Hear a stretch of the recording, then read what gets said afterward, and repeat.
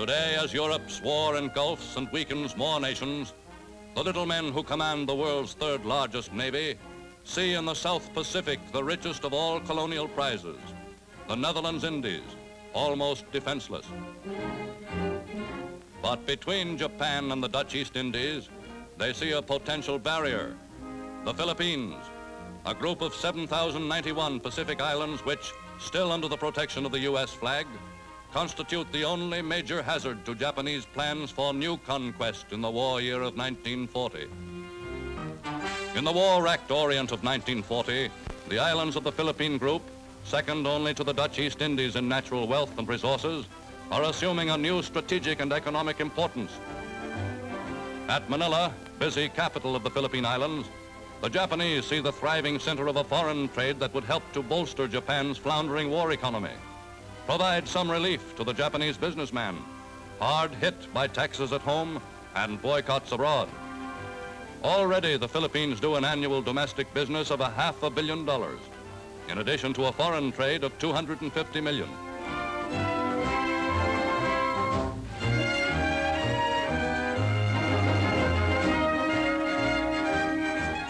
While Japan's exports have been steadily falling and its trade balance for years has been unfavorable, the Philippine Islands have consistently maintained a profitable surplus of exports over imports. Invested in the sugar industry, basis of Philippine economy, are many millions of dollars.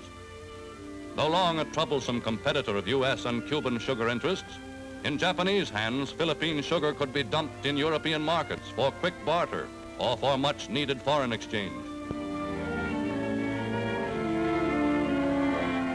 More important would be access to Philippine raw materials, vast mineral stores, lacking in Japan, and without which its military machine is helpless. Recently discovered in the islands is the world's largest deposit of chromite, all essential to modern industry and modern war. To a nation all but bankrupt from the ever-increasing demands of its militarists, the gold mines of the Philippines are nearly as attractive as the Dutch oil fields of Borneo and Sumatra. Largely developed by American capital and the shrewd management of a one-time U.S. soldier, John W. Hauserman, Philippine mines are now producing gold at the rate of 1 million fine ounces each year. And many geologists believe that the islands may someday become the greatest gold-producing area in the world. Already one important island industry, the growing and processing of Manila hemp, is almost entirely under Japanese control. And within the past few years, by intensive cultivation, Japanese immigrant farmers have increased production of the one cash crop, which has long been a virtual Philippine monopoly.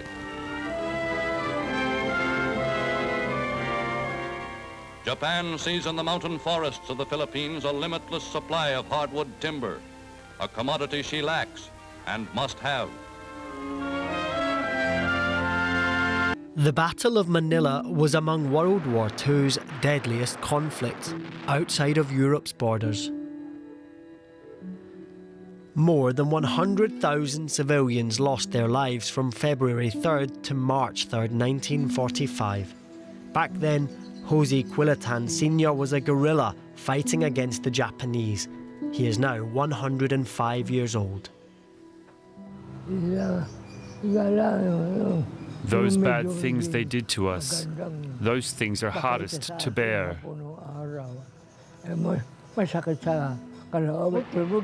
The sound of bombs, the people got used to it. It was like watching a movie.